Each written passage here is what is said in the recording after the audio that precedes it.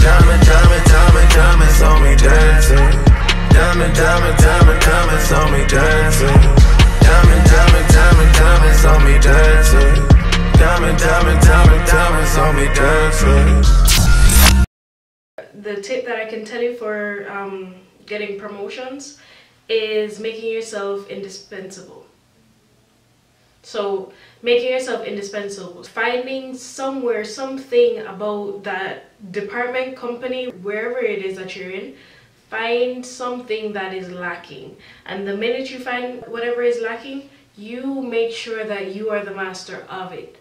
And then, you know, you present it to your manager, your boss, whoever it is, and you say, look, here's an area that we need to improve on, and here's how we can do it, and here's who can do it. So once you do all those 3 steps, then you set up yourself for being indispensable for a few years. Now, definitely, I want to let you know that it's short-lived, okay? And let me give you a real example. So my department was just starting out. It was fresh, new to my area, and my company that I work for is global. Part of the process that they have, they were just filtering into setting up shop in my area. So I was one of the pioneers to start it, and they didn't have an MIS, which was my field. They didn't have an area to report, to analyze, to provide data, increases, decreases, what is going on the day-to-day production. So what I did was I showed them that this was my area of expertise, and I could be that pioneer, I could be that person who built, you know, that part of the department. So with that being said, I worked my ass off.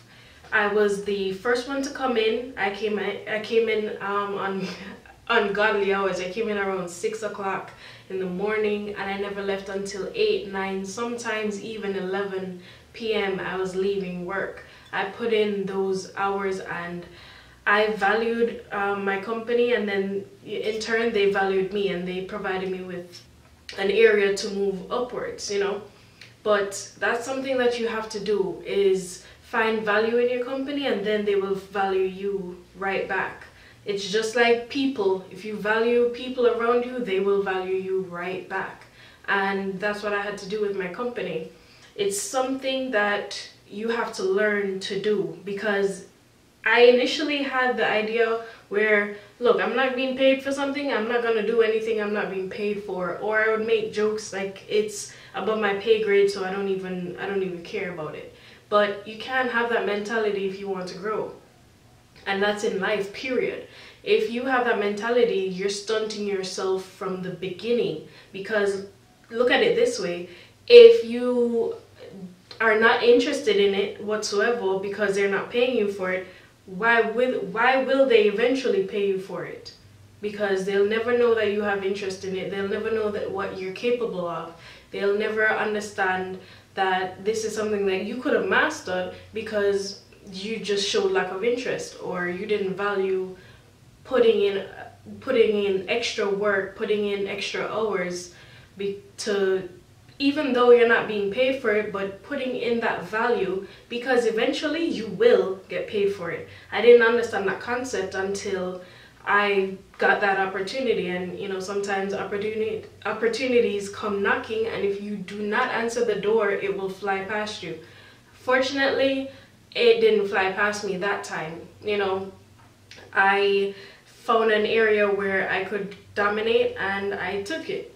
And one of my quote-unquote mentors, but this is a virtual one, he just does, you know, motivational videos on YouTube, and I love his videos. And he's Eric Thomas, and he actually, in one of his motivational speeches, he talked about going to Dubai. And in the hotel, he went to the concierge desk, and he was asking the 2 front desk clerks about something, and automatically they were like, no, we can't help you, we don't know how to do this. But then there was someone else standing at the corner, and he was in a full suit, and tie, and he was looking real professional, looking like, you know, above their pay grade. The guy in the suit turned to Eric and said, you know, what do you need? And he was able to facilitate him right then and there. He didn't say no. He found a way to go around and figure it out, you know.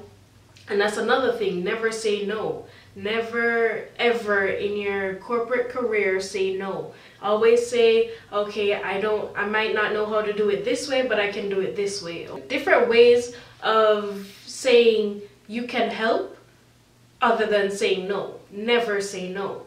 And that's something that you have to learn in your corporate career.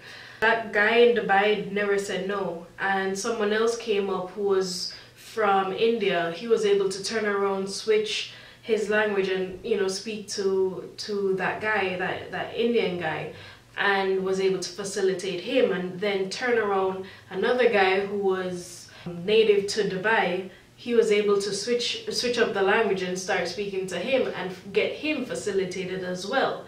And these clerks are just sitting there just chilling, really.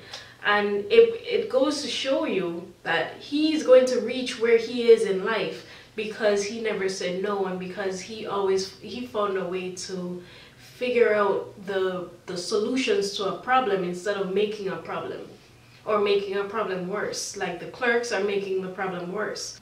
Now, you know, that's something that needs to translate in your everyday life. Never say no. I'll give you another example. My department is mainly Spanish-speaking clients as well as Portuguese-speaking clients. Now, I do not know Portuguese whatsoever. I do have a little bit of knowledge in Spanish, but not to really and truly save my life. So it was hard for me, and I was hired only to deal with the English-speaking clients. Now, I said no. I did not like that box. You're not going to tell me that I can only speak with the English-speaking clients, which was a really small fraction. So I figured out how to talk to the Portuguese clients. I figured out how to speak to the Spanish-speaking clients. I made myself indispensable, and that's what you need to do. I made sure that no one else worked harder than me. No one else knew the information more than I did. No one else was able to do the job the way that I could do. That's what I did.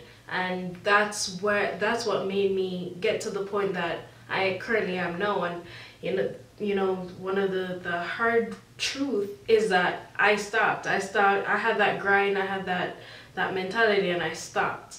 But I do need to get right back on it. But we digressed.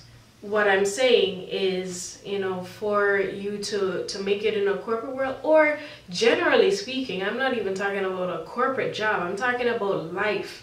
You have certain things that you never do. You never say no, and you always figure out a way around the problem. If you can't speak another language, go learn. You have the time. You, instead of Netflix and chill, go learn how to speak another language.